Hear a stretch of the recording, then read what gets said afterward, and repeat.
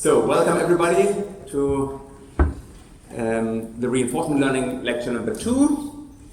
Today we will talk about Markov decision processes, so the way how to formalize environments for reinforcement learning and use dynamic programming to solve them, so solve known Markov decision processes. So before we start, there are a few organizational things. So first of all, for the tutorials, we have 3 tutorials actually, 2 today and 1 on Thursday, because we have so many people registered, so we added this one. And so also I booked larger rooms, because the original ones had only 30 seats. So now we have these 2 rooms, and 11, which is just next door, and N03, which is in the big center for the lecture halls. And then on Thursday there is the tutorial in the TTR2 building, Tübingen AI Center building.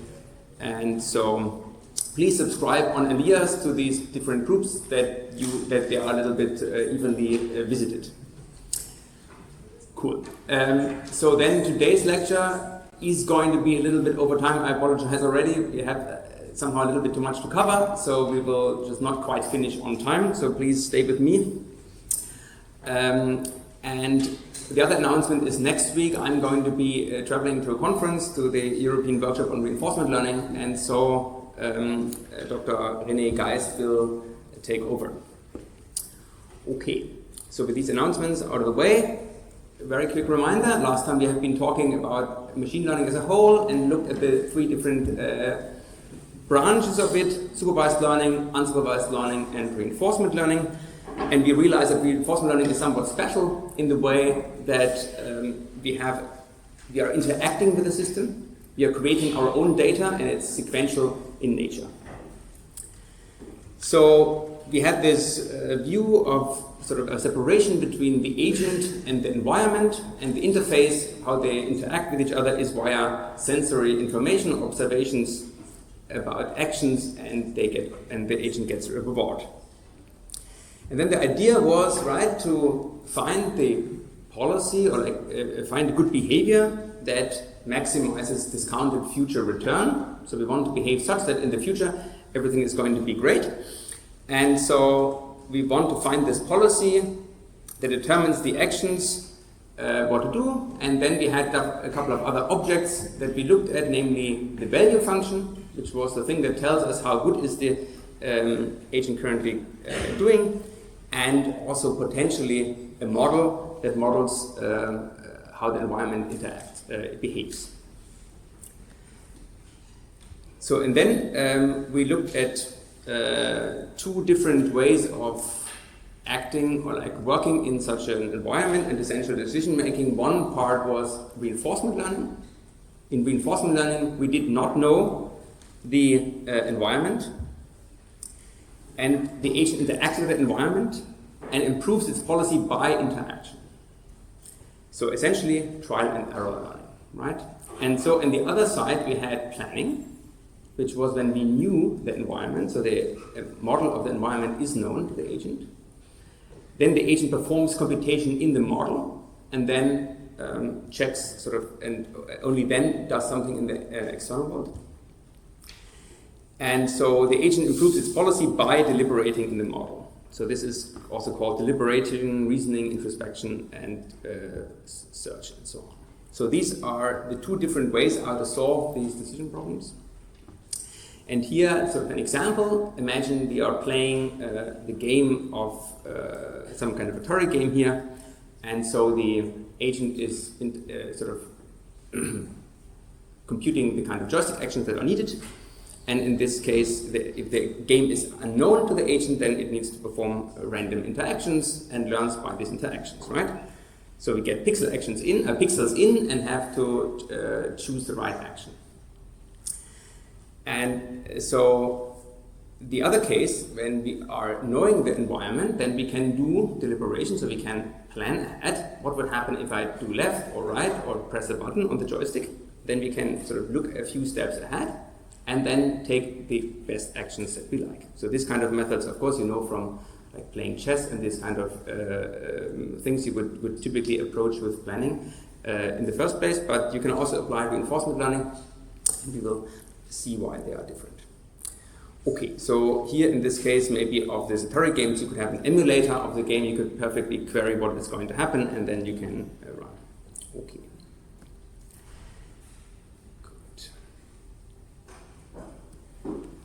So, what is interesting is that if you do planning, you can do on-the-fly computation of the correct action, right? Somebody gives you the right thing to optimize, and then you can just plan a few steps ahead and decide, okay, let me do this action that's going to be the best for the current state.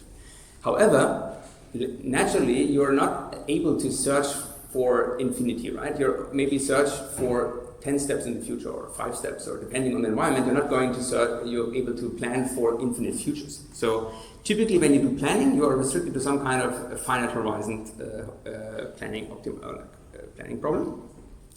Whereas reinforcement learning learns for a long time to find the best policy. And that is really solving the global optimization problem, not the local one. Yes? Yeah, that's a good question. The question was, can you do planning when the environment is stochastic? And there you need particular planners that are able to cope with this stochastic environment. Most commonly, they are not. Right? So most planners are made for deterministic environments, and that's also the reason why a lot of people then use reinforcement learning, but there are, of course, methods that also do planning in stochastic environments. And essentially one thing that we are doing today, kind of a value iteration, is one way to do planning essentially on a model, and so there we can work with stochastic environments. Okay, so the essence is we are using previous interactions that we have and amortize them, so that means we are using all this information and put them into the policy. And the policy is then the thing that we can run at runtime, and the cool thing is the policy is fast because we can just query it and it gives us an action, whereas the planner needs to always do this planning. Okay, maybe natural question, are they mutually exclusive? Naturally not, but they are typically treated in different communities, but they have been, of course, combined, and model-based reinforcement learning typically combines them in one way or the other, and methods like AlphaGo and so on, they would also use both. Okay, so now we have been looking at this difference between planning and reinforcement learning, and of course we want to, in the course, go into reinforcement learning. But planning is also important, and today we will now look at sort of the Markov decision processes, and first we consider them to be known, so our environment to be known, and we will see sort of one way to solve such a problem with a known MDP, and that can be also considered planning. So what do we have when we want to solve these problems? We have two kind of things we need to do. We have to first sort of understand how well is the agent currently doing.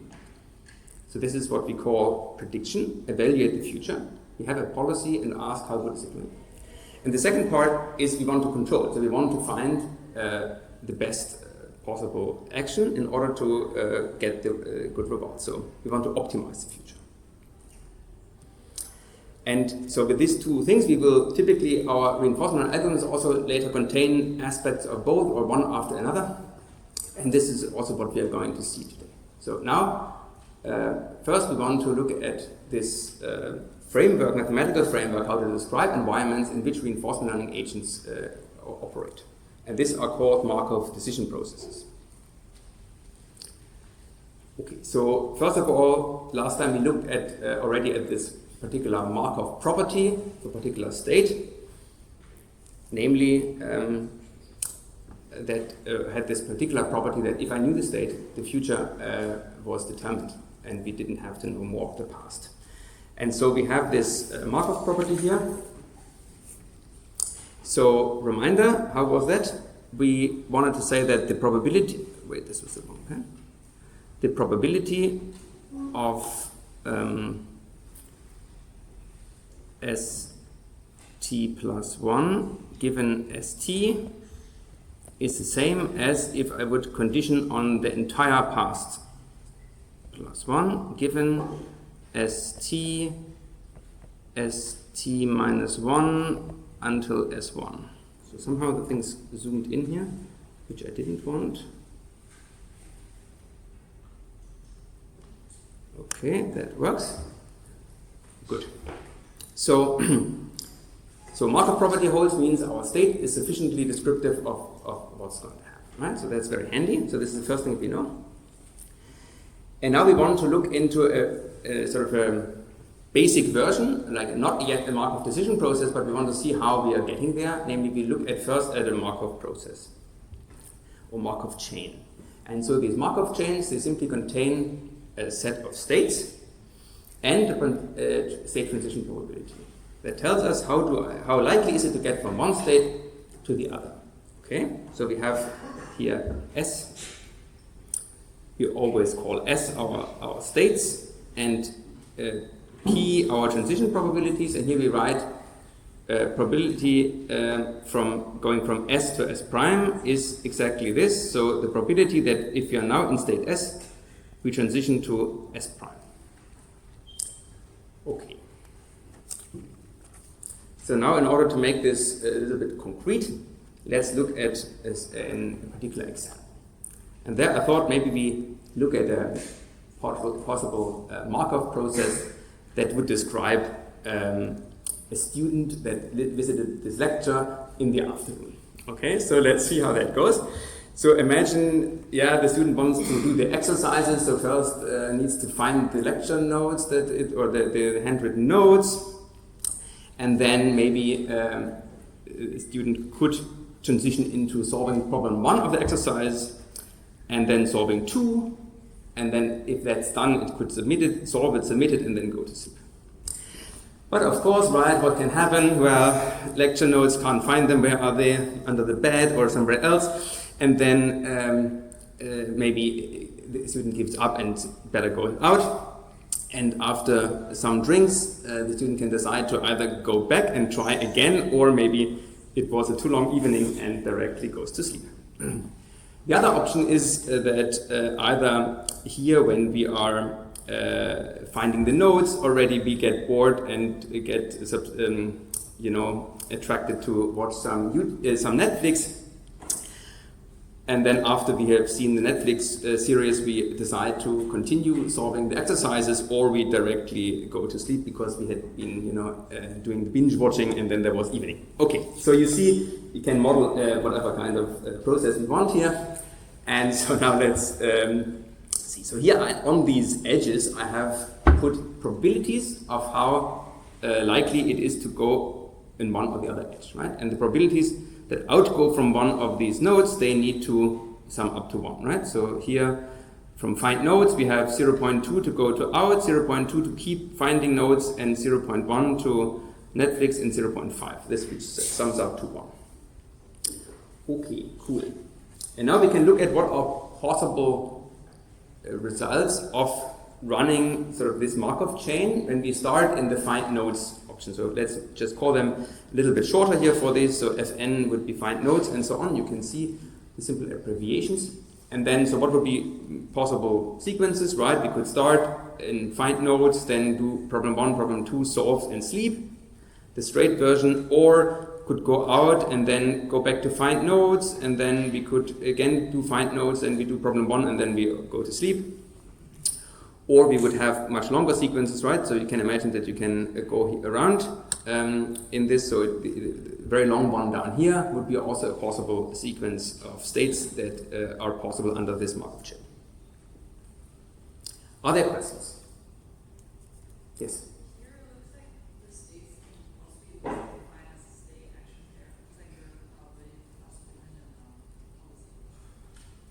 No, there is no policy. Absolutely no policy. In this, so yeah, you think already, we will see the policy later. This is a thing where we just observe, right? We are kind of observing the students, let's say, and then we are kind of describing them with this Markov chain. There is no action here. I mean, I'm saying that the student could do this and that, but this is just an observational aspect. I can model sort of the students here with this possible Markov chain. Okay, and now we can take these the representation as a graph and also put this into this matrix form. So this would be the transition matrix, right? Where I have on the left where I'm currently at, and on the in the columns I have the states I transition to, and I get the probabilities here, right? And each row needs to sum to 1. So it's just taking the graph on the left and translating this into this transition probability that I have up here for your convenience. Okay, so far so good. So it's an easy way to describe some process, stochastic process, which has states, and we have transition probabilities between them. Okay, so that's quite handy and is used in many applications, but we are taking this and going further. Namely, we want to, of course, now use the utility of particular states. So we want to add rewards. So we want to know how good is a particular sequence. And for this, we define the Markov reward process. So we are taking the thing that we had before, the Markov chain, and we add, or the Markov process, and now we add two things. We add the reward, and we add one thing that we also maybe mentioned already last time, namely the discount factor gamma. So the reward here, you see, is the expectation over the rewards that I'm getting when I'm in state S. So if I'm in state S, I can get a reward, and that reward can be stochastic, and so that I have to compute the expectation over this reward. So this is our RS. And the discount factor is one way for me to say how important are future states, as we have been discussing this already last time. If I have a discount factor of 1, I'm not discounting anything, so the future is equally important than currently. And if I have a gamma value that is smaller than 1, then I would make the future less important for me. Okay, now we can take our Markov chain and make it into a Markov reward process by adding rewards. And here I just made some, add some rewards. So finding nodes is really quite annoying, so that gives you a -3. Going out is quite nice, so you get a +1. Working on exercises is also quite tedious, so it gives you a -2. But then when you solve it, you really get, you really feel quite happy, so you get +10. Well, Netflix, maybe initially nice, but then maybe the episode wasn't that great after all, so you get a -1. Okay, so now you have, whatever, we have some random values here, and we can look what to do with them. And so the first thing we want to do is, if I have a particular chain through my, so a particular sequence of states through my Markov reward process, how good is that? And for that, we define the return. And the return was this capital G, which is simply the reward that I'm getting when I'm transitioning to the next state, plus then t plus 2 plus gamma square. This is not ideal here. And so on. Right, so I'm simply taking all the steps that I'm doing in the future and discounting them by this gamma factor. So here it is. We can just write this as a sum from k equals 0 to infinity, and then we sum up these rewards. Cool.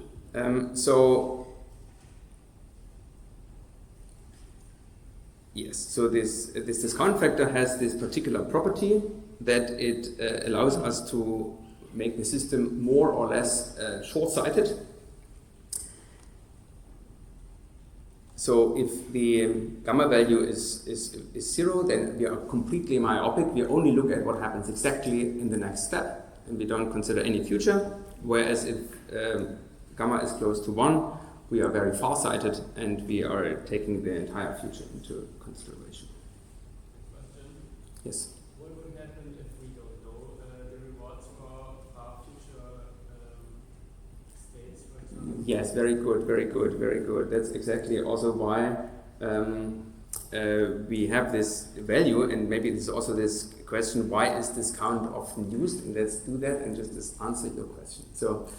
So the question is, why should we use a discount? And maybe this was already, this question was kind of already partially an answer, namely, we maybe don't know very surely what's going to happen. Maybe our estimations of probabilities, how we are transitioning and where we are ending up, is always a little bit wrong. So when we are looking far in the future, even if we have a decent model, might be wrong. So we try to discount this.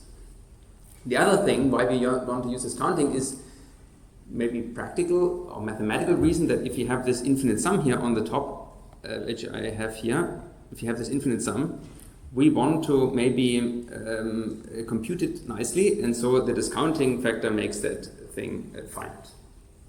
So this is one reason. The second one was this uncertainty about the future. And then also there is, let's say, depending on what we are modeling, but for instance in animals and humans and so on, so behavior has shown preference for more immediate rewards than very distant rewards. So it seems to be, if you want to model humans or animals, then you need this. Okay. Yes? Doesn't that lead to problems with optimization, maybe in loops, when you keep optimizing in the local area and never reach global? So the question is whether this gamma factor can lead to kind of problems, and I would not say problems in a way. The algorithm will solve it and will find a solution, but that solution might be something that you would call suboptimal because it is locally optimizing for some reward and not going for the big reward in the future. But this gamma is part of our problem specification. So if we have fixed gamma to a particular value, that's what is going to happen. So in our formulation, gamma is part of this Markov reward process, kind of this problem definition, and not really of our method. The method just gets gamma and works with it. And there's also the version where I'm not discounting at all if the system is finite, so I know that at some point I'm going to stop, like in the case that we had been now, where sleeping is the last thing I can do, and then I'm terminating, then I can do undiscounting. Also, gamma equals 1. Okay, good. Now we have this return definition, that's great. Now we can compute how good is a particular sequence. And then now we want to know how good is it to be in a particular state for the agent, or right? So how good is a particular state? So we take now again our value function, and the value function would then just be the expected return that I'm getting when I start in that state. So I take all possible futures that state can have, all these possible rollouts that I could have from this state, and then I take all the G's that I can have here, the returns, and simply average them. Questions?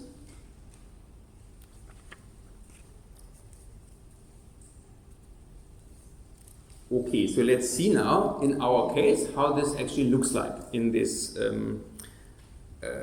Markov reward process here for the student. So we first take the completely myopic version, where the student in this case would only look at what they get just now. Well, that would be very easy because I'm getting here a -3, right? Here I'm getting a +1, here I'm getting a 0, here I'm getting a 10, and so on, right? So this is very obvious and a bit boring. But now let's look at what happens if we have a discounting of 0.9. Then, well, so here we know that we get 0, that's fine, and here also we get 10, so that doesn't change.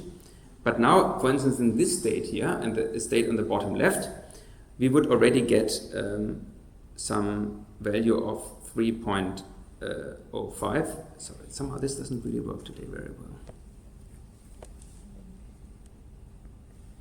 I need to somehow change the settings, I guess. Okay. So, okay. And so on, so we can think about and fill this out. And if we do this here, we are getting the following values. So it's good for the agent to be trying to solve problem 2, because then it's close to solving it and gets a big bounty. Whereas in this first state, it's quite annoying. And so you see here the different kind of rewards. Okay. And now we can take the same and go for the undiscounted case. So we can just say, okay, future is equally important than current rewards, and then the values slightly change here. So for instance, let's look at this. In the case of 0.9, if we are here, solving a problem is worse than being in the going out state for that particular one. Whereas in the far-sighted future version, so in gamma equals 1, this state is not as good as this one, because the middle state now has a higher reward because it is closer to the +10. Is that clear?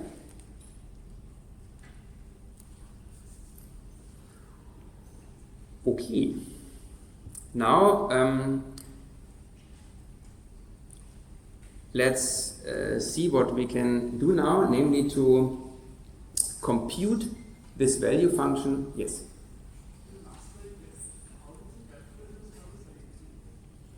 I didn't show you how to calculate it. This is what I'm doing now. I just wanted to give you the idea how the value function is like looking, and now we are looking at how we can actually get there. Yes. Just for convention, RT plus 1 was the reward that we get instantly, right? No, RT plus 1 is kind of the reward. So in this case, we are defining it such that we are in that state, and then essentially we are getting the reward there, but it's counted as RT plus 1. It's a bit of it's a conventional thing, because then everything fits later together. You will see later why a little bit, because this reward will move from the state to the state action, and that's only the thing that we are doing afterwards. So it is all logical. Here maybe it's a bit weird that this RT plus 1 concerns to the state ST. Yes?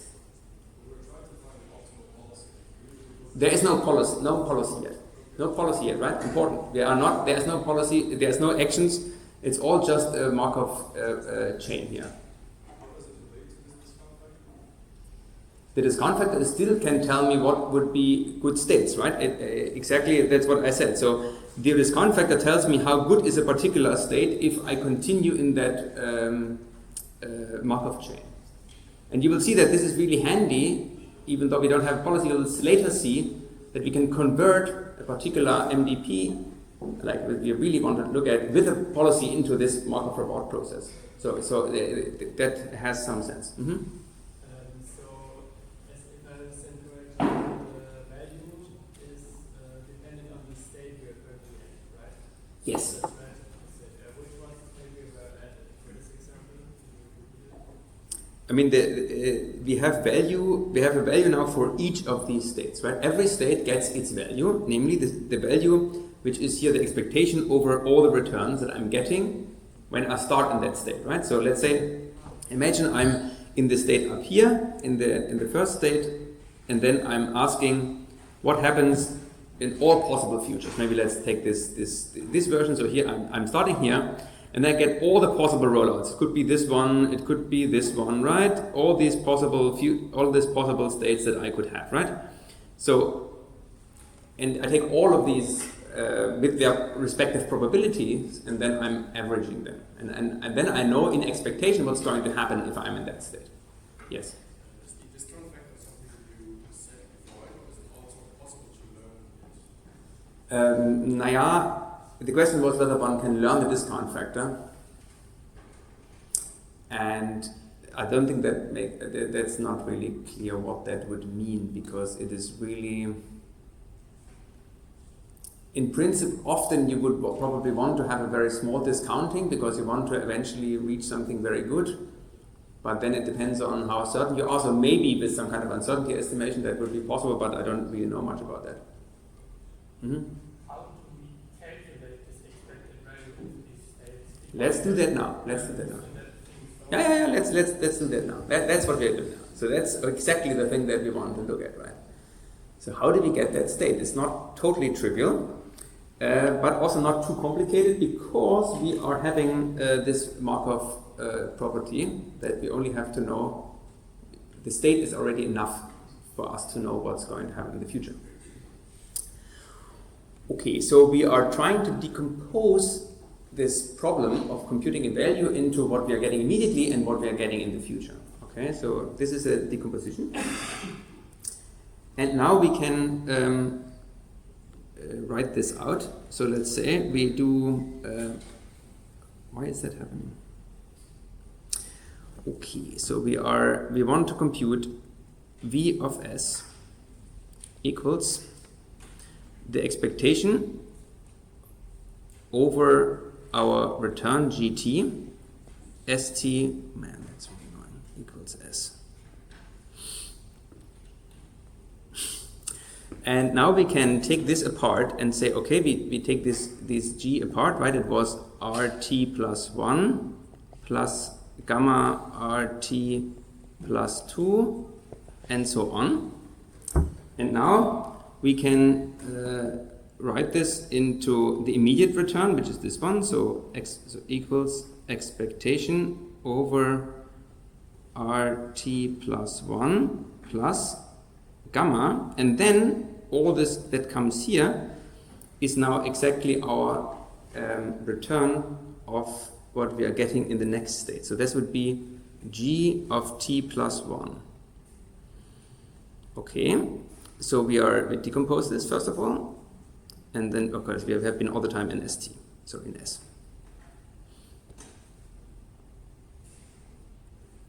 This maybe in the break I can try to fix that. So okay, so now we can write this, and now of course you see that we can take this gt plus 1, this is the reward that we are getting, and instead take here the value of the next state. But there is a little bit of a problem. Our expectation here suddenly needs to also run over the st plus 1, right?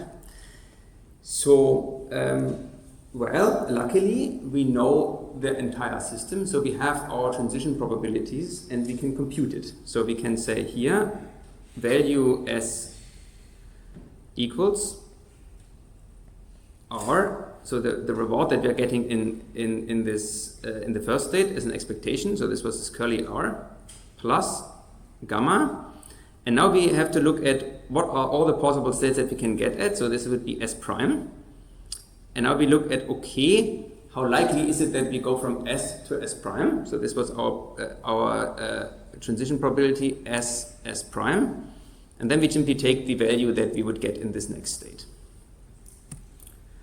Right, so we simply take the current state and what we get, and then we look at all the possible next states and compute for each of the next states their return. So let's look at this graphically. We can, let's say we want to compute the value for this state down here, which was called problem 2, and now we see how that goes. So the reward for this, value for this state 2 is the immediate one, so this would be minus 2, plus we can go in two states, right? We can go here or we can go here. These are the two possible futures.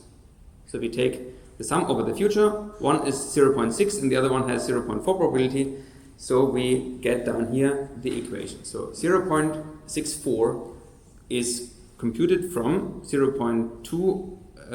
minus 2 plus 0.4 times minus 0.91 and 0.610. Now you say, oh, wait, but then the other values are also not known. Yes, you will see that. You will see this in a moment, how this can be computed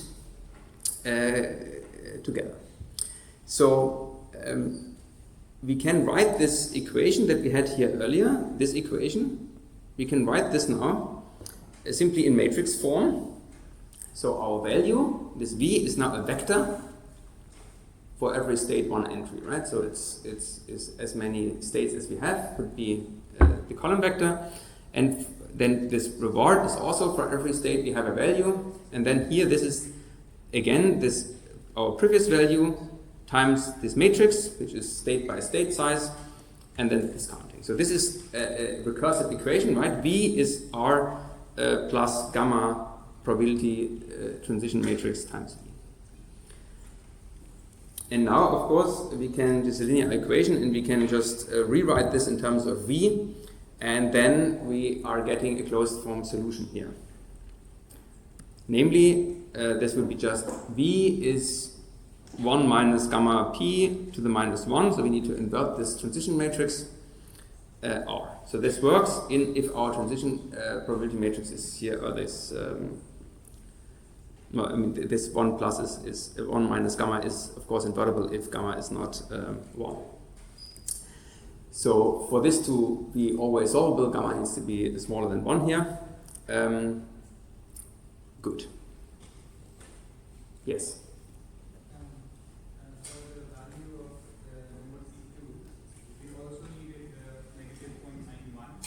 So in our diagram, so would it be like would we start calculating values from maybe the speed node and Exactly. This is the point. So you can look at it like, and we will later see that for other problems, we need to do it iteratively. We need to iteratively update this. Here in this case, this is this recursive equation, and we can actually solve this analytically by doing exactly this inverse computation. So this matrix inverse does this iteration, does the solving for us. So it finds which values are correct, that the entire thing works, and it's nice because this problem is linear. Yes, we will see later when this breaks and we can't do it anymore. So, I'm not understanding is we have this one state that goes back to a cycle, point to compatibility. So, in theory, you could have an infinitely many times landing in that state. Yes. So, you get a negative infinite reward.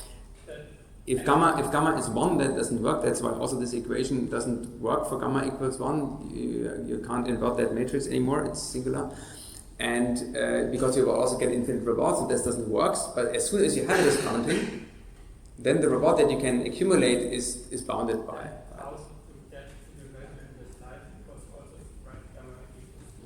Yes, I have here gamma. So you are. Yes, it's almost 1. It's almost 1. Yeah. A little bit smaller than 1. Good. Could you come back to slide 1 and 3? But also, let's say here in this loop, you will still not be able to accumulate infinite amounts of negative reward in this case because the probability the transition is only 0.2, right? So it's X.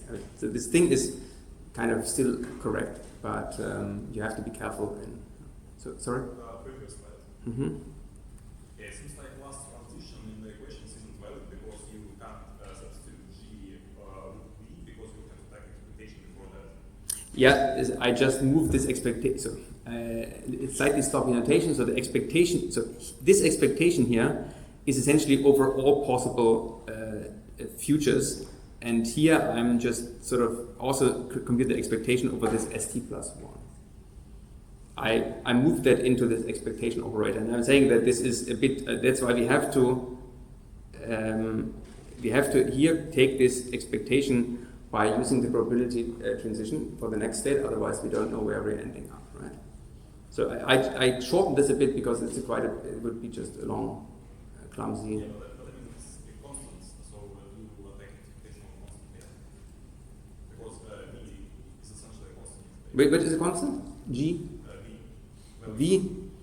The value function is a constant, but S is not a constant. I'm computing an expectation over the possible next states. This is what I do here. Right? I'm taking all the possible states that I could end up in. I essentially take all states that are there and ask what is the likelihood of me ending up in that state. Okay, good.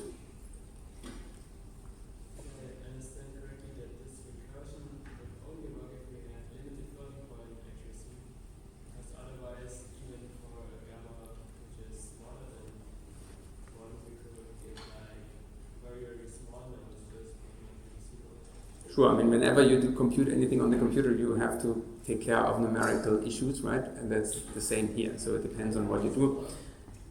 Say again?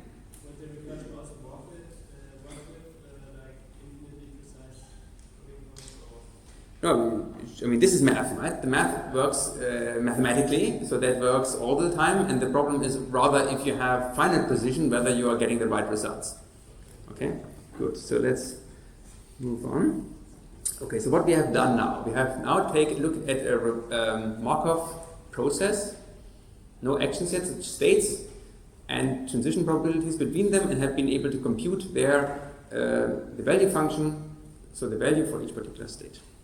And we've seen that this can be actually done in closed form for this system.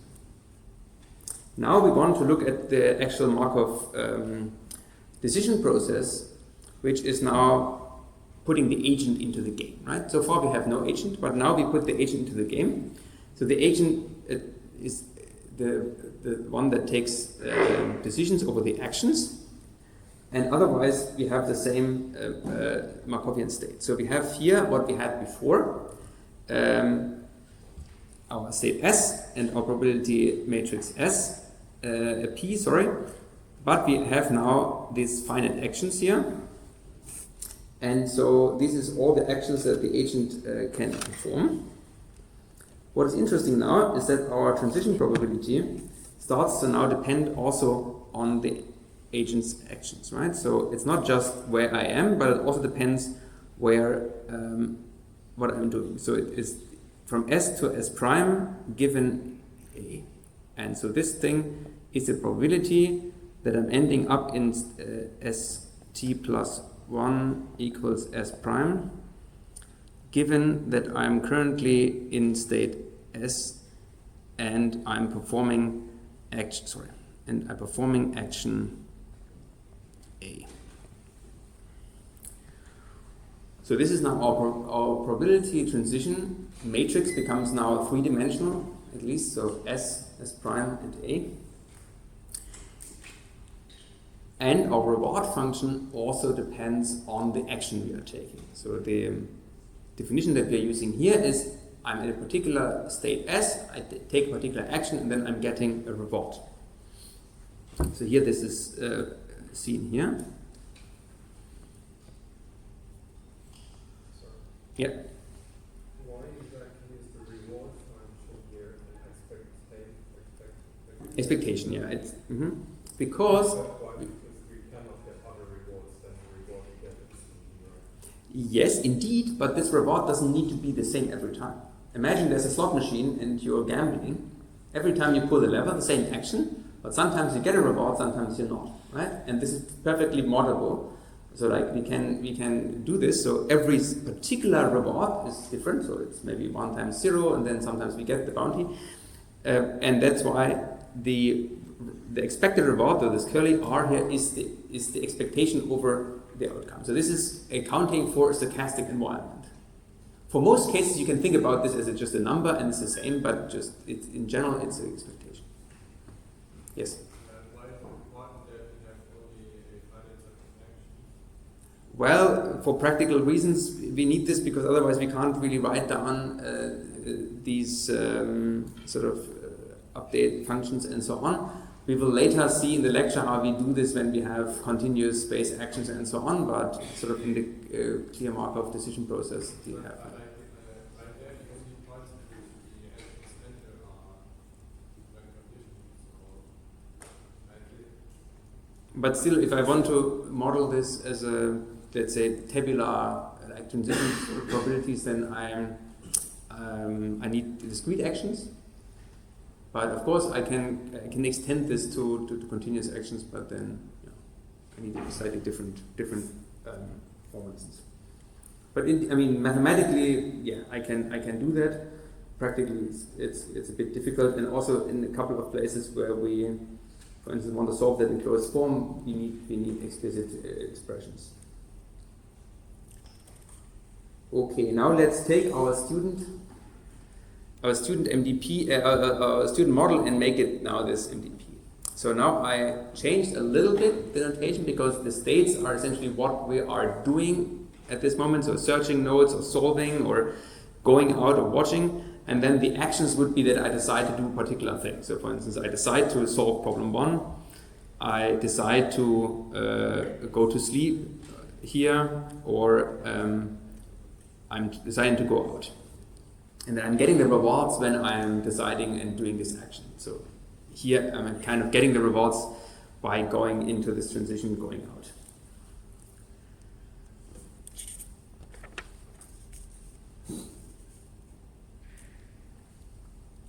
Okay, so now we need to model this taking the actions.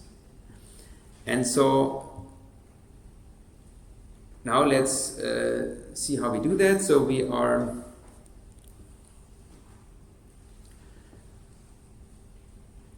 now have this policy function which decides what to do. And the policy function is now a distribution over the actions that we can do given a particular state.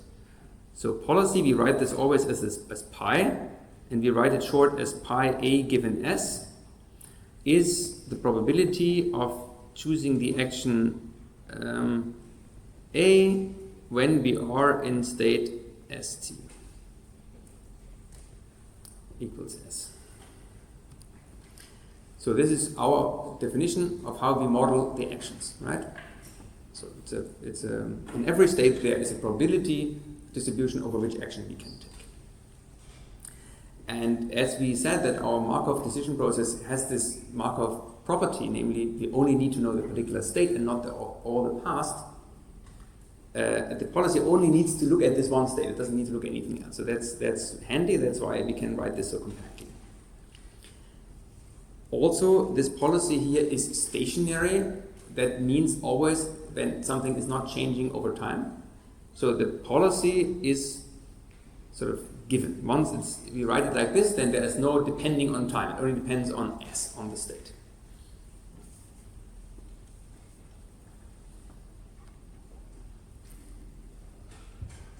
Okay, and now we can do something interesting. We can now take our Markov decision process and turn that into a Markov reward process by putting this policy in. So I have a particular policy that is fixed, right? And I plug it in, and then I'm essentially getting the Markov reward process. So let's look at this. So let's look at, if I want this probability transition for our Markov reward process, and I condition this here on pi. And that would be, I take the sum over all actions that I can do.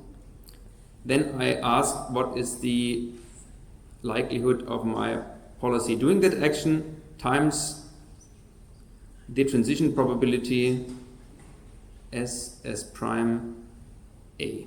This is here, the right thing is the one from my Markov decision process, and on the left I get a Markov reward process. Here you see I have the action depending transition probability. On the left I'm getting just my probability transition matrix from a Markov reward process. The same I can do for the reward, right? So you can imagine, right, before we just turn essentially our process with the particular actions here, where there is no probabilities written on it, into the one where I had probabilities written on it, right? Because now these probabilities that are here, they come from the policy. If the policy goes there with 0.1, we go there with 0.1 times what the environment will do. Here in this case, actually, I didn't say this, but I assumed that all the actions have a perfect effect. So if I want to go out, I actually go out. But for instance, you can imagine that you're trying to go out and then suddenly you find the lecture notes because they are in the entrance. So then sort of your action going out was essentially leading to found lecture notes. And so in this case, but in general, we can model cases where the actions are not deterministically bringing us to the particular target. Okay, so now we have seen that we can take an MDP and reduce it to a Markov reward process given a policy.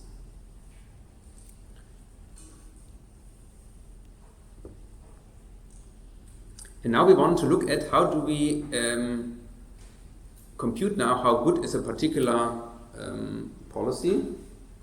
And of course we again define these value functions and that we had before. But now these value functions get these little this subscript pi, because the value function depends on the policy. If I do something else, then I will have quite a different return. So the definition of this value function is exactly the same as before. It's just the expected return g, and the policy just decides what futures we are going to see. This is quite nice, but it doesn't tell us how we should actually change the policy. So should change the policy in a way to do a different action. It just tells us this particular state is good if I follow my policy. But it doesn't tell me for every action how good that is. And in order to do that, we are defining a second type of function, which is quite important. It's called the action value function, and we always call this Q. And that function now depends on the state S and on the action. And what it is the expected return that I'm getting in my MDP if I do first the action A and then I follow afterwards my policy. So I have this GT here, which is the return that I'm getting but I'm doing sort of in particular intervention, I'm executing action A surely, and then afterwards I'm following my policy. So let's see, we are going to delve into this in much more detail. Let's see how this is now looking for the particular student MDP if we have, first of all, a uniform policy. That's how we call this often. Uniform policy means the policy takes every action possible in with the same probability. So if I'm in this first state, I have the same probability of a third to find nodes, third to go out, or a fourth, sorry. Find nodes, go out, problem solving 1 on Netflix. And so again, we do not know this counting here, then we would get this particular values. So the value function here would be this particular one.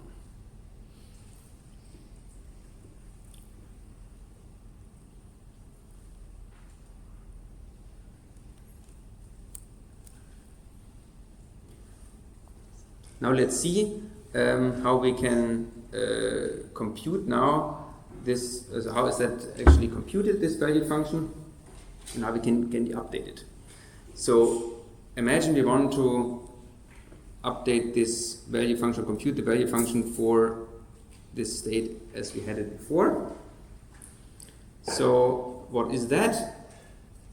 This value is value of, let's say, the state P2 is, well, this 3.71, and that is, okay, we need to go. With 50% of the time the policy goes to the left, so 0.5 times the reward that we are getting there. Immediately reward is -2 plus gamma and the value of the next state. That would be here. So gamma is 1, so this is fine. So we can replace this as 1 times -0.57. And then the other thing that we can do is also plus 0.5 times, and then we go to the other side. The other side gives us immediately a reward of 10. And what happened?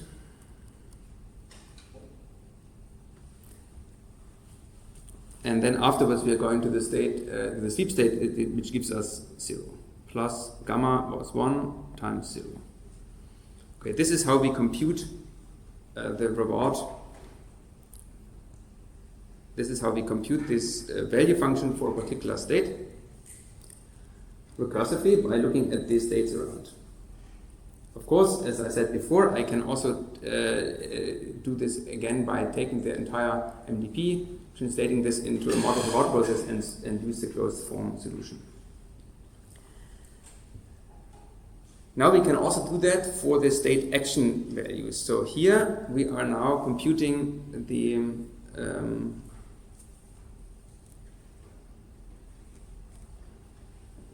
the Q values for each of these particular states here. And so you see in this equation that we had before, we compute the value function recursively based on the other value on the value function of the other states, and now in the case of the Q function, we can similarly decompose it in the same way.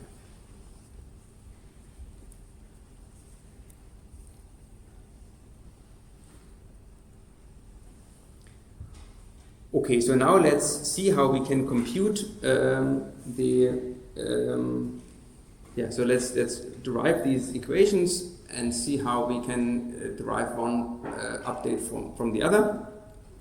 So we first have here our equation for the value function for a particular policy, right, using the Q function. So if we have the Q function already given, we can compute the value function simply by multiplying by the probability of taking each of the actions.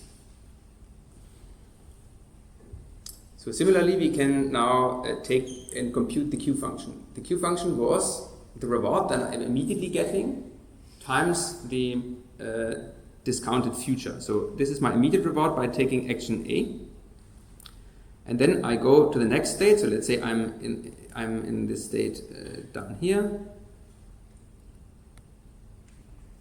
again, I'm in the state down here. So then let's say I'm doing now particularly action going to watch Netflix, and then I'm getting reward -2, and then I need to see what happens in this next state. And in order to know in which state I'm ending up, I have to use this transition probability. In our graph here, that was deterministic. So if I did this action, I would immediately end up here. But in another system, I could either go here or some other place. So I'm now, again, averaging over all possible next state value functions. And of course, now I can take this and substitute it. So I can here substitute this Q function and plug this into my value function. So I'm just taking this equation now and move it down here. And so this is now this update, this recursive update for the value function, which is also called Bellman expectation equation. Why is it not written here?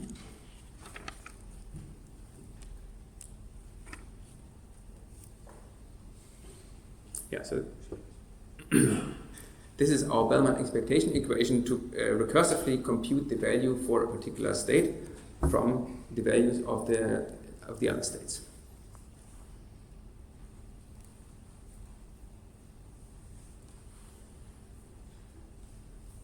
And again, as we know, we can reduce this. We can just compute the value explicitly in closed form by using this closed form computation of the Markov reward process by computing these transition probabilities conditioned on pi and the reward conditioned on pi. So, okay, that's really nice. So what we actually did now, let's just really understand for a moment. We take a particular policy and we ask how good is that policy. That is nice, but do we really just want that? Well, no, right? We want to know what is the best way of doing something in order to get the reward, and not just whatever, some way. So maybe we have a very stupid policy at the beginning, we want to check how good it is, but in principle we want to know the best possible policy. We want to find the optimal policy for this value function. And, well, in order to formulate what we want, we first of all say, okay, we want the optimal value function. So how is that defined? The optimal value function is the best possible value function that we can have. So we can just write this here as the maximum over all possible policies. We can take all possible policies that are possible, compute their value function, and then we take the one that is the best. And that's going to give us a value function, which we denote by V star.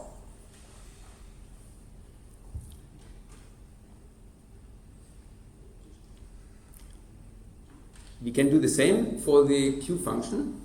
Namely, we take the Q function and ask for the policy that maximizes that Q function.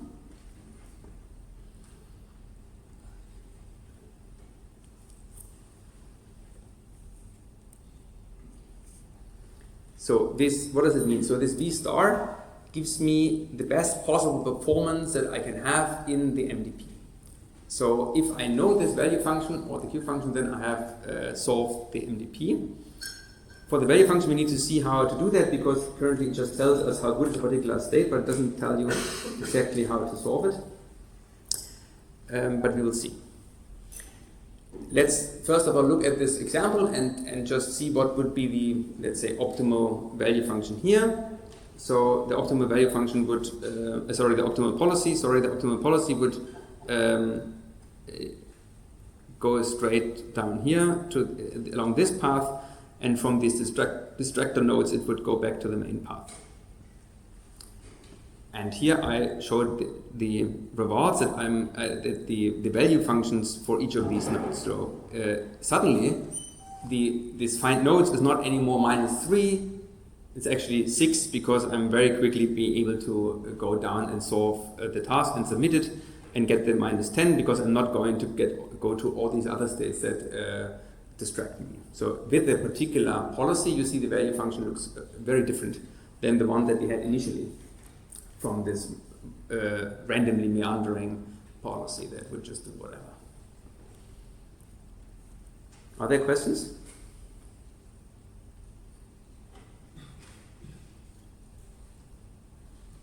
Good. So wait, exactly. So the next here, this slide looks almost the same, but it's not the same. Here we are adding the Q function, the Q values for those. So for instance, here you see if you are in this find nodes and you are performing the action up, then your Q function is 3. Whereas if you go down, the Q function is 6 because you are able to transition to the state with 8 and you pay 2 to go there. Similarly, down here, if you're going to sleep, you immediately get reward 10, so this value is 10. But if you go to this side, you're able to reach something with value 6, but you pay a reward of -2. So first of all, is it clear what these value functions and Q functions, what do they mean?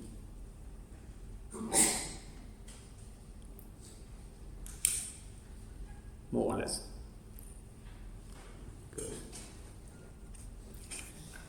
So very importantly, these value functions and Q functions, they depend on the particular policy. If I change my policy, the value function will quite drastically change. Imagine you would just not do this, but you constantly go to another node. Of course, this value will change. So it's very important that they are depending on this. Okay, so now let's see how we can solve the MDP. For that, we need to find the optimal policy. And for this, we are ordering all the policies that we have into, like, we can define an ordering by saying a policy is larger than another policy if its value is larger than the value for the other policy for all states, larger or equal. So if the policy is better, then it's better in all states.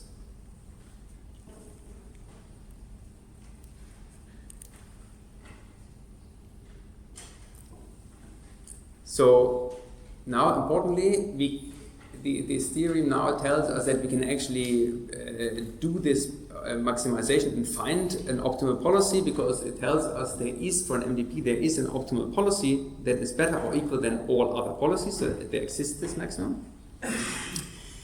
Also interesting that all these policies, so there might be more than one optimal policy, but they all achieve the same state action value function. There's only one optimal value function, but there might be several policies to get there, right? There can be different ways which have exactly the same value. So that is fine. And also the same is true for this action value function. So all optimal policies achieve the optimal action value function. So there is only one optimum for the value functions and possibly many optima for the policy, but they all achieve the same value function, the same optimal value function. Okay, now that's great, that's good news. We can compute that. Now we need to find this optimal policy. So how do we do that? So how are we able to now get the optimal policy? And for that, maybe you can discuss with your neighbors for a minute or two. Okay, so any ideas how to do that? So what is our best possible policy that we can do? Well, if we had the Q function, which is the best Q function, then we are getting the policy by checking the best possible action according to this Q function. So once we have this Q function given, then our policy pi for a particular state S is the okay, I'll write this in a funny way. Maybe I do this. So it is 1 if A equals arc max of Q star and 0 otherwise. Or we can write this in this way with this funny Iverson bracket. So this notation is just the bracket that is, if this statement inside is correct, then it's 1, otherwise it's 0. So it's just a matter of notation. But important is that our policy is deterministic. It takes the best possible action, namely the action that the Q function tells it to be the best. And that's it. So if we have the Q function, the optimal Q function, we have the policy immediately. and also, so would be the greedy policy, and that's also the best policy that we can have. There could be other policies which are stochastic, but there is always the deterministic policy that solves such an MDP.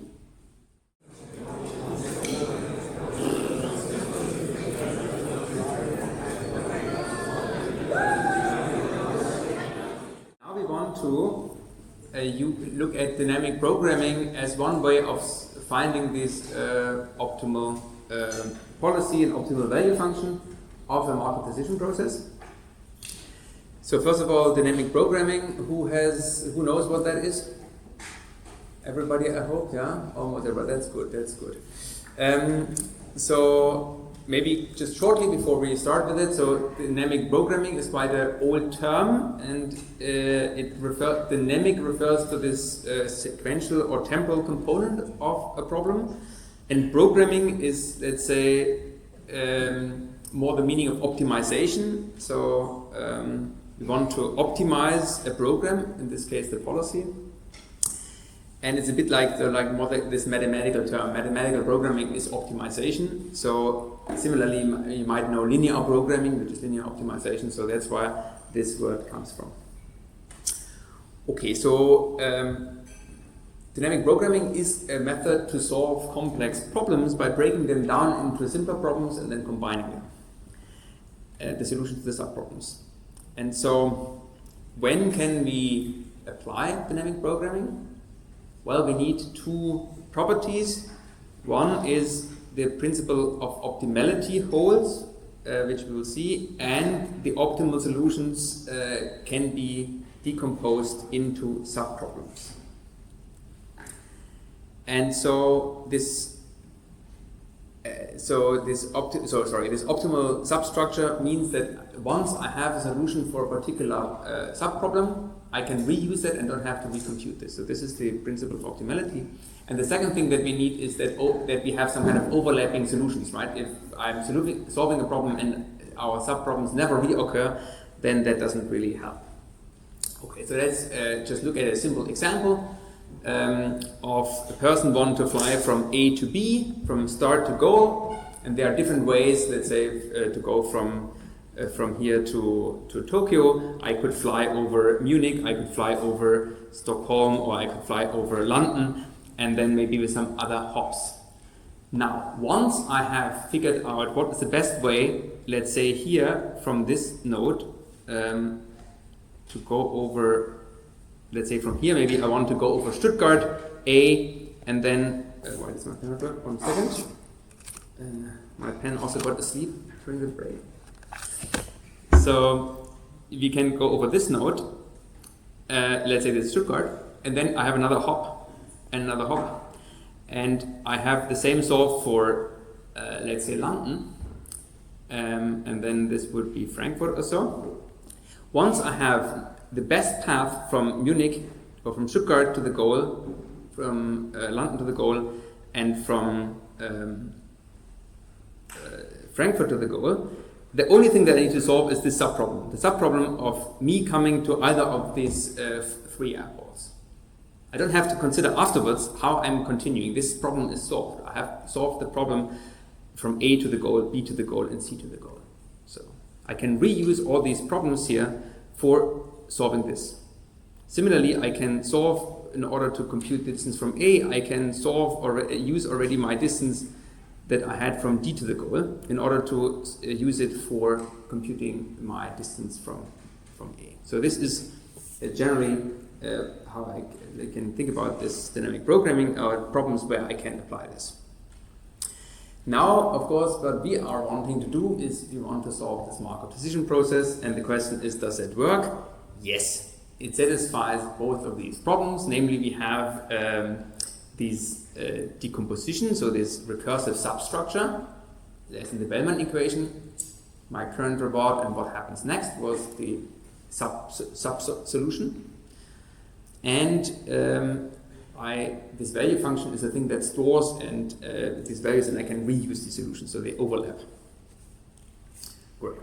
So now let's look into dynamic programming for the MVP. So first of all, very importantly, we assume full knowledge of the MDP. We have the full transition probabilities and rewards probabilities in our hand. So let's look at this sample. I always think it's nice if you have a little bit of an example when we go through this. So let's take here this particular example from the Sutton and Bartow book. So we live in this grid world here where there are the states 1 to 14, just number through. And there is the sync state, which is here gray. It's on both places, but it's the same state. And once I am in there, the episode terminates. The reward is very simple. We get reward of -1 for every transition we do. And we have the typical southwest, northeast actions. And of course, if I am taking the action north here in state 1, I will just not go anywhere and stay in this state 1. So this is how it works. Okay, so now we have this MVP, and now we want to look at it. What happens now? That is very interesting. Oh, it works. Everything good? So now we can first use the planning in this MDP by sort of deliberating or thinking about what is going to happen if we do the particular action. So because we know the full MDP, this is what we can do. Okay, now we can do this planning for this dynamic programming. We can solve it to solve two subproblems. One is the problem of prediction. So what was that? This was the case when I have a policy and when I want to know how good is that policy. So this yields me the value function for a particular policy. So here you see on the left, let's say I have a policy that just takes all actions equally likely, our uniform policy. And on the right, that would be the value function for this, just sort of, that you get an idea. And we will see how we get there. And on the right, you have the other problem that we can solve, which is the most, the one that we really desire, namely the one that yields us the optimal value function, the optimal policy. Here I'm just wrote the optimal policy, which would take here the respective moves.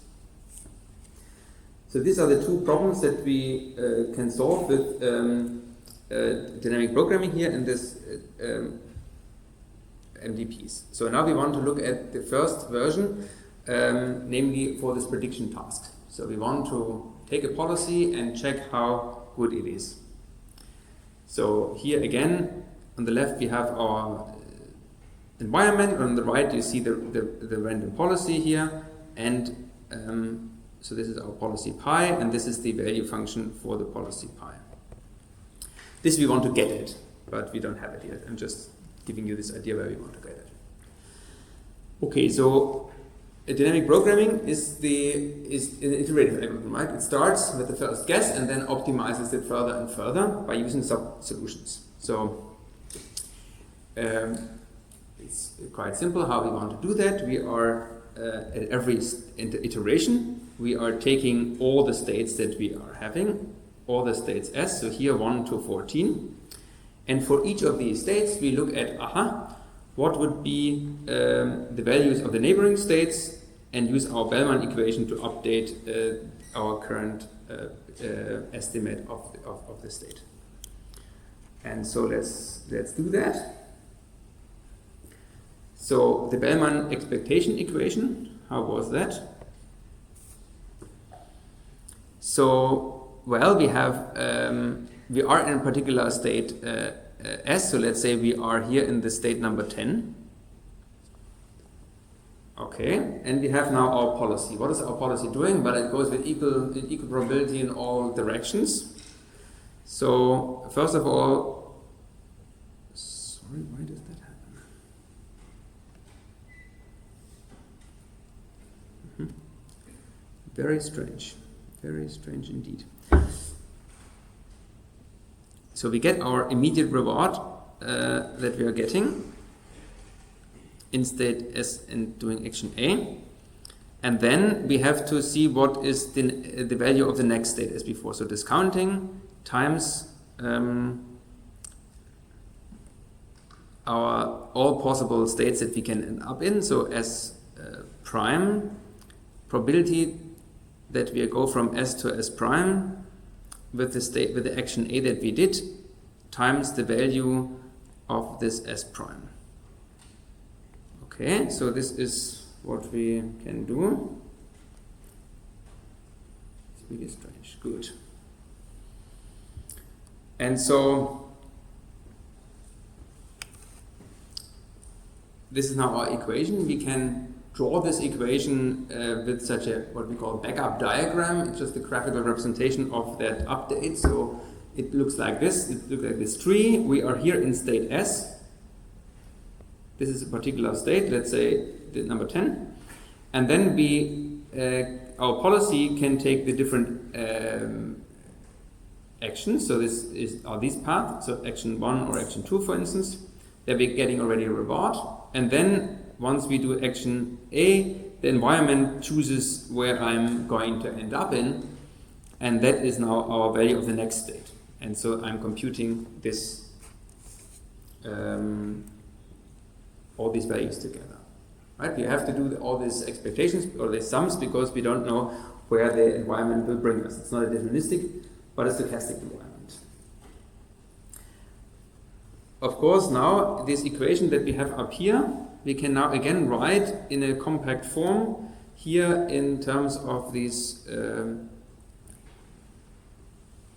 matrices, where we are having our reward that we are receiving when we follow policy pi and the discounted next state, as we had earlier.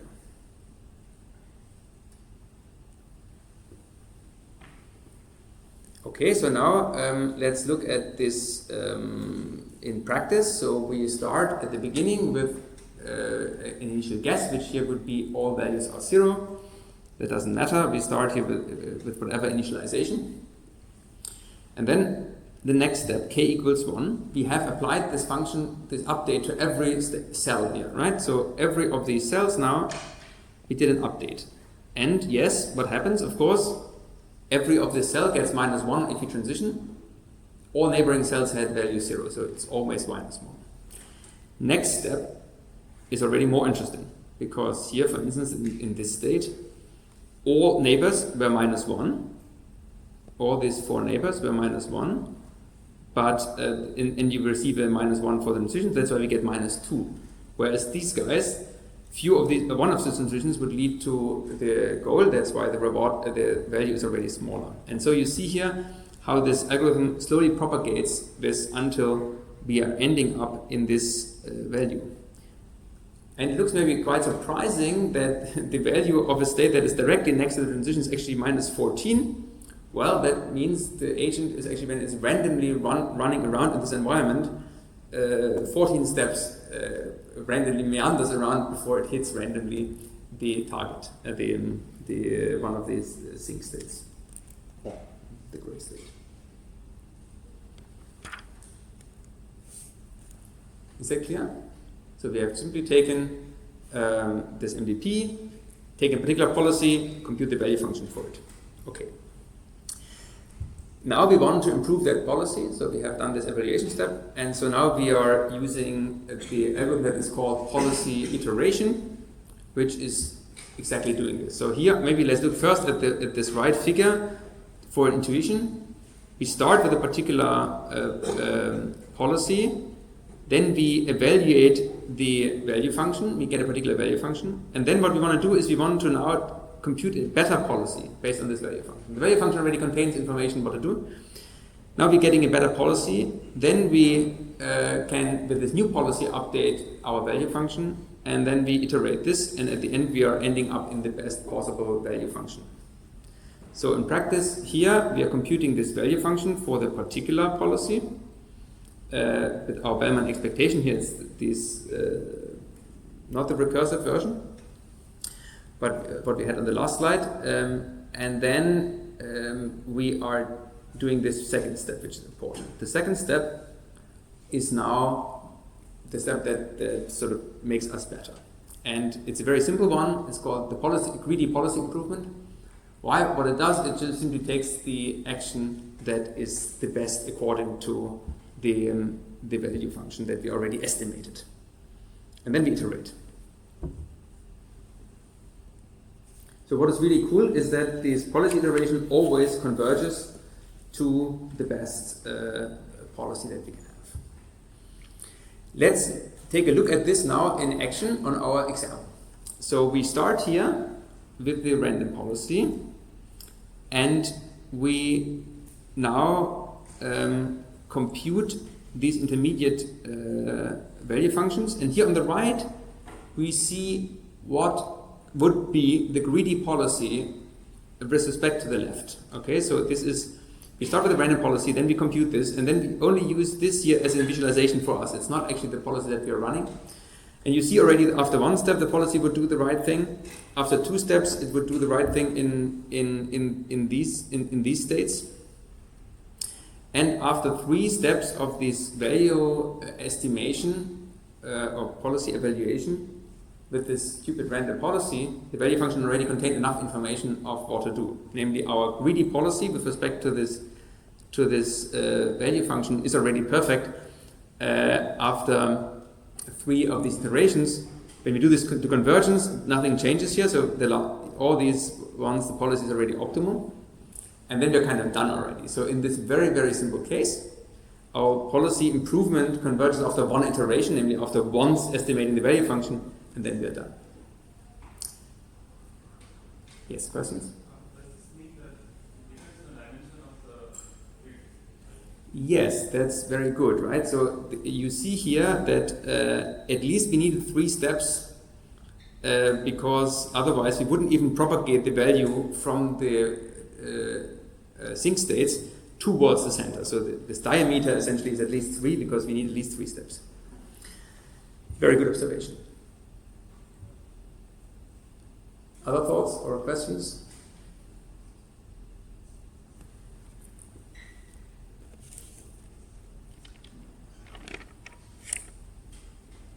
Good. So then let's move on. So here we can also prove that this actually converges. I'll leave this proof now for self-study. You can read this through and follow the proof of why this actually works and why we are getting sort of an improvement over the previous one, and we are ending up with the optimal policy. Now, maybe what you have noticed already in this last example, that we here do a lot of update steps of this value function, although they were not really productive because they didn't change our policy. So maybe that's a bit wasteful.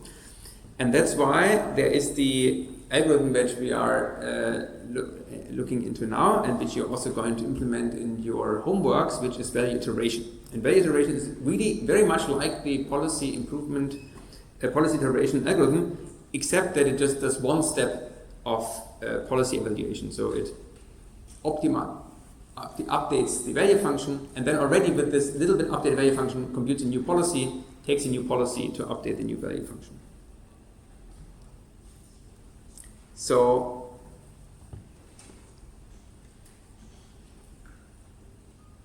what we can do is sort of, we can put this into, we can combine these update equations to do this together. So we are not just doing this one after another, but we are immediately optimizing our value function to be the value function that is the right one for the greedy policy. We will look at this in a moment when looking at the equations. So the intuition is somewhat that we are starting from the nodes so the values that are known, namely the terminal nodes, and then from there the values slowly propagate to the inner part of our MDP. Mm-hmm. Regarding the policy iteration before, Uh-huh. why do we say we agree over the policy, but didn't we say we take the arguments of the Q function? There is no Q function so this algorithm is just using the value function, but you have to do one step look ahead in order to compute the right action. So you can write down the same thing with the Q function. The same algorithm works also with computing the Q functions, and then. But since we have the model, we have we know where we are going to end up in their kind of equivalent. You can always just do one step ahead, look ahead, and then you know what's happening. This was exactly the equation that we had earlier, where you computed this the value function from the Q function and vice versa. Okay. Yes. Could it be that we have two policies which result in the same outcome? The same value function. But are not optimal? Sure. So there can be many different policies that lead maybe to the same value function and are not optimal yet. I mean, the optimal value function or the optimal policy we only have if we have the optimal value function. So this is meaning we have in principle searched over all possible policies, but what is good that this iterative algorithm here leads us surely to the optimal policy and optimal value function.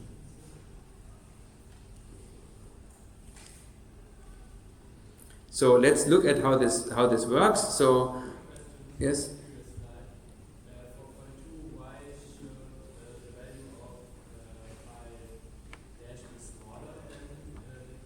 I think there is a typo on the slides here. It should obviously be larger. Good point. Good. Yes. Sorry.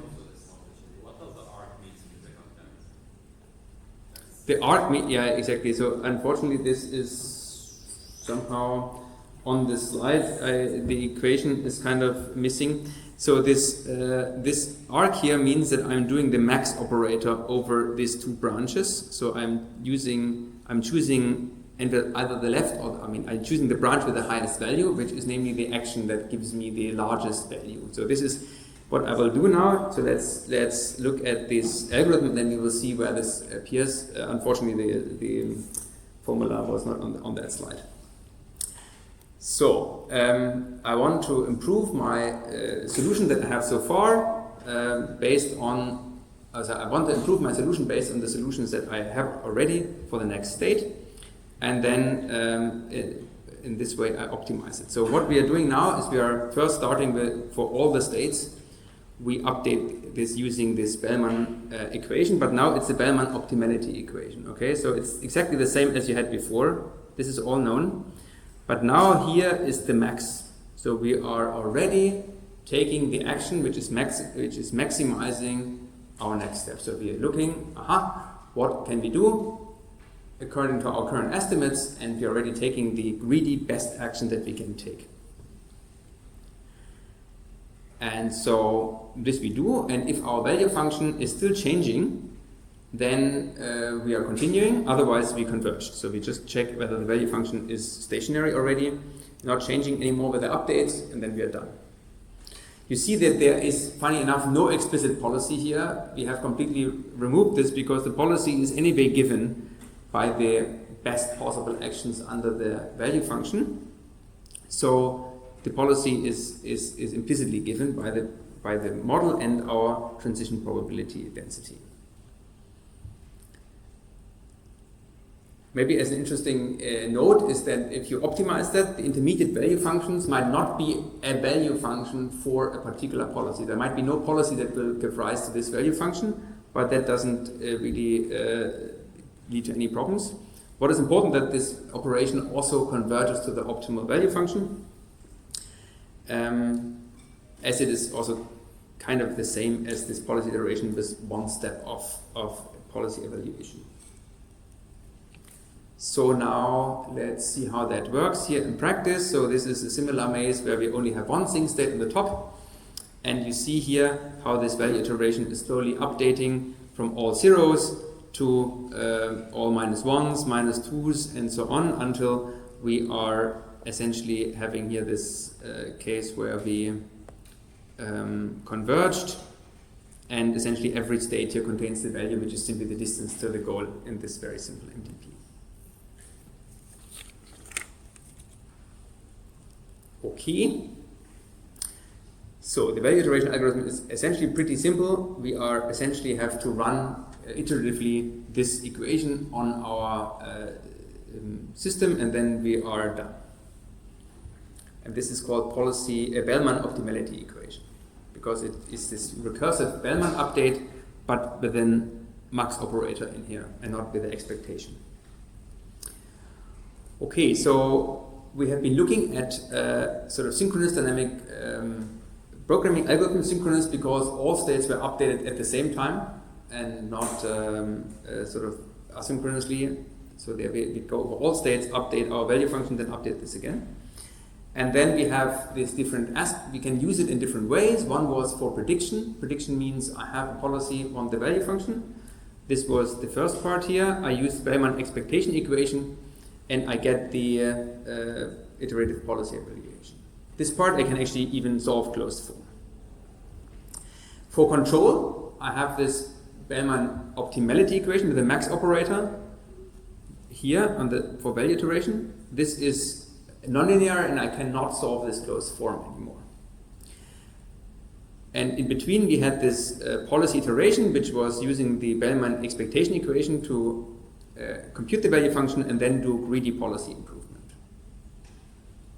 Good. So the complexities for these algorithms are, of course, to update the state value function, you have to run through all the actions and all the states. So m is the number of actions and n the number of states, and is quadratic in the number of states because we have to go through them recursively. And for the state action value function, we haven't really discussed that here, but the complexity is similar with m squared though. Okay, are there questions? If not, then thanks a lot. Next time we are going to talk about model-free prediction and control. Have a nice day.